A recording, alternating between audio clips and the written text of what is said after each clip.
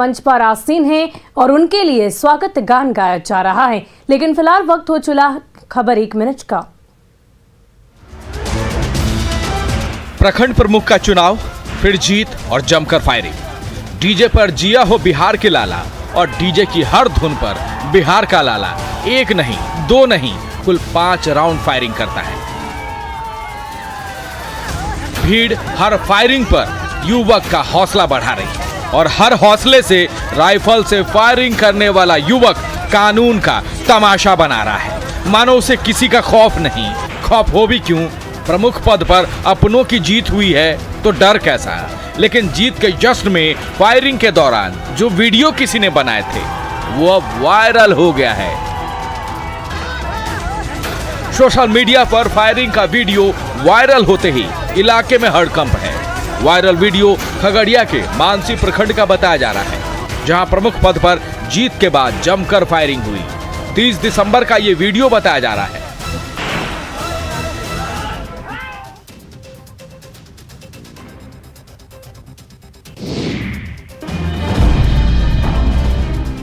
पटना में कड़ाके की ठंड और ठिठुरन ने लोगों की मुश्किलें बढ़ा दी है।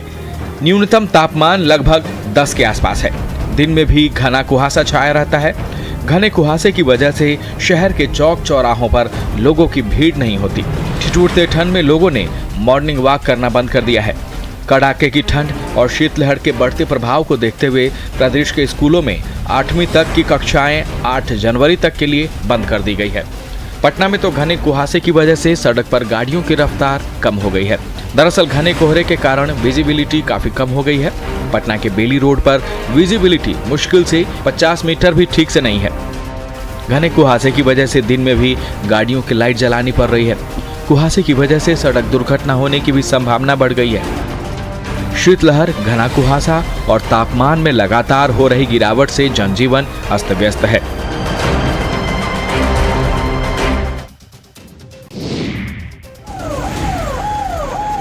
पटना में एक बड़ा हादसा हो गया है। बेउर मोड़ पर एक हाईवा ने पुलिस जिप्सी को ही रौंद दिया है। तेज रफ्तार हाईवा ने गर्दनीबाग पुलिस के जिप्सी को रौंद दिया है। हादसे में जीप में सवार 3 पुलिस कर्मियों की मौके पर ही मौत हो गई है, जबकि 2 पुलिसकर्मी घायल हैं। मृतकों में गर्दनीबाग थाना के एक एसआई भी हैं। माना यह जा रहा है कि कोहरे की वजह से यह भीषण हादसा हुआ है। दरअसल बेउर मोड़ के तीखे टर्न पर हाईवा ट्रक कुहासे की वजह से पुलिस जिप्सी से टक्कर खाते हुए आगे जाकर पलट गया। हादसे के बाद पुलिस की जिप्सी में आग लग गई। फायर ब्रिगेड की टीम ने जीप में लगी आग पर काबू पाया। इसके बाद क्रेन मंगाकर दोनों क्षतिग्रस्त गाड़ियों को सड़क से हटाया गया। हादसे के बाद हाईवा का ड्राइवर और खलासी फरार बताया जा रहा है।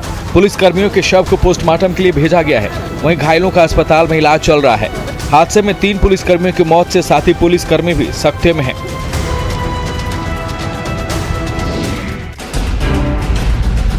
बिहार के कई इलाकों में अब तक नीलगाय से ग्रामीण परेशान रहते थे।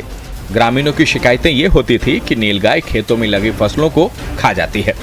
लेकिन जिस नीलगाय से लोग परेशान रहते हैं, उसी नीलगाय को परेशान देख गया के लोगों से रहा नहीं गया। काफी मशक्कत के बाद ग्रामीणों ने एक नीलगाय की जान बचाई, उसे एक नई जिंदगी दी, ये जानते हुए भी कि फिर से ही खेतों में लगी फसलों को बर्बाद कर देगा। दरअसल गरवा प्रखंड के नौवा खाप गांव के पास खेत में चरते चरते एक नीलगाय 20 फीट गहरे कुएं में गिर गई।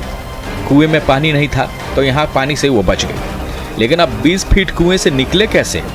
कुएं से वो नीलगाय अपनी जान बचाने के लिए चिल्लाती रही। नीलगाय की शोर पर ग्रामीण मौके पर पहुंचे। कुएं में नीलगाय की हालत देख लोगों से रहा नहीं गया। रस्सी के सहारे ग्रामीणों ने नीलगाय को कड़ी मशक्कत के बाद कुएं से बाहर निकाला।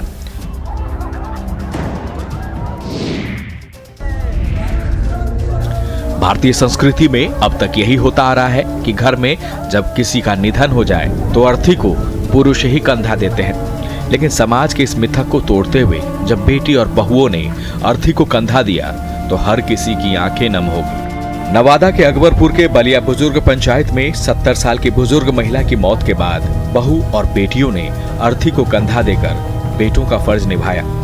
अर्थी को कंधा देते हुए शव को यह श्मशान घाट तक ले गई। बहू और बेटी ने कहा कि अर्थी को कंधा देने का मकसद समाज को यह संदेश देना था कि किसी काम पर पुरुषों का ही एकाधिकार नहीं है।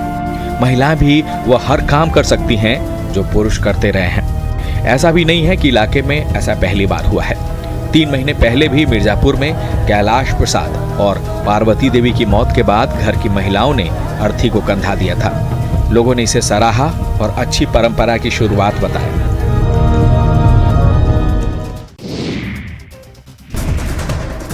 झारखंड के कई इलाकों में मरीजों को अस्पताल में दवाएं नहीं मिलने की शिकायतें आती ही रहती है।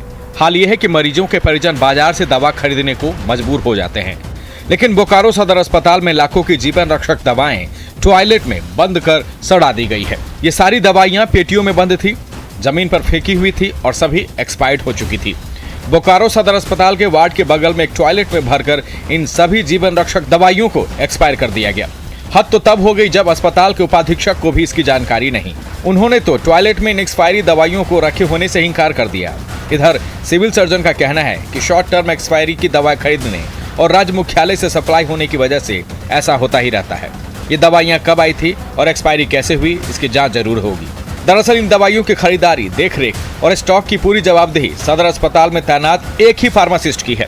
बावजूद इसके सदर अस्पताल के उपाधीक्षक को इसकी जानकारी नहीं होना कई तरह के सवाल खड़े कर रहा है।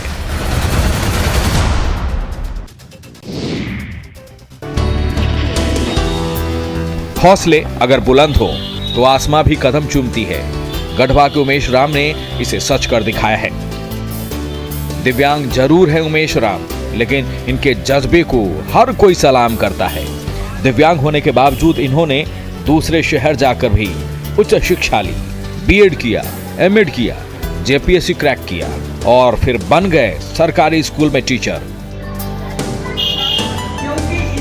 उमेश के जज्बे के साथ साथ उनके माता पिता ने भी उनका पूरा साथ दिया है और इसी साथ और हौसले से उमेश राम शिक्षक बन गए। दिव्यांगता को इन्होंने कभी भी अभिशाप नहीं समझा, बल्कि इसे ताकत बनाकर आज मिसाल बन गए हैं। अब तो यह है कि पढ़ाने के साथ साथ स्कूल के बच्चों को ये हिम्मत देते हैं कि हालातों के आगे कभी न हारे और जीत का जज्बा रखें।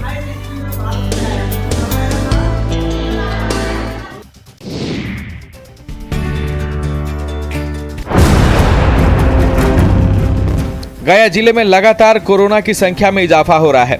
जिले में लगातार कोरोना मरीजों की संख्या में बढ़ोतरी हो रही है। कोरोना के बढ़ते मरीजों की संख्या देख ये कहना गलत नहीं होगा कि राज्य में गया जिला कोरोना का दूसरा एपिक सेंटर बन जाएगा। हाल ये है कि गया जिला में एक दिन में 100 से ज्यादा कोरोना के नए मरीज मिलने लगे हैं। कोरोना संक्रमण के फैलते रफ्तार के बीच स्वास्थ्य विभाग अलर्ट मोड में जरूर है, लेकिन लोग नहीं। अपनी लापरवाहियों से ये कोरोना को मानो न्योता दे रहे हैं। किसी के चेहरे पर मास्क नहीं दिखता तो बाजारों में कोई सोशल डिस्टेंसिंग का पालन नहीं करता।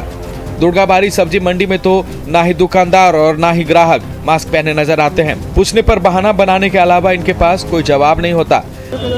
मास्क नहीं पहने हुए हैं, गलती हो गया, घर पे छूट गया। कोरोना बहुत ज़्यादा संख्या में मिल रहा है ना। हाँ वो तो है।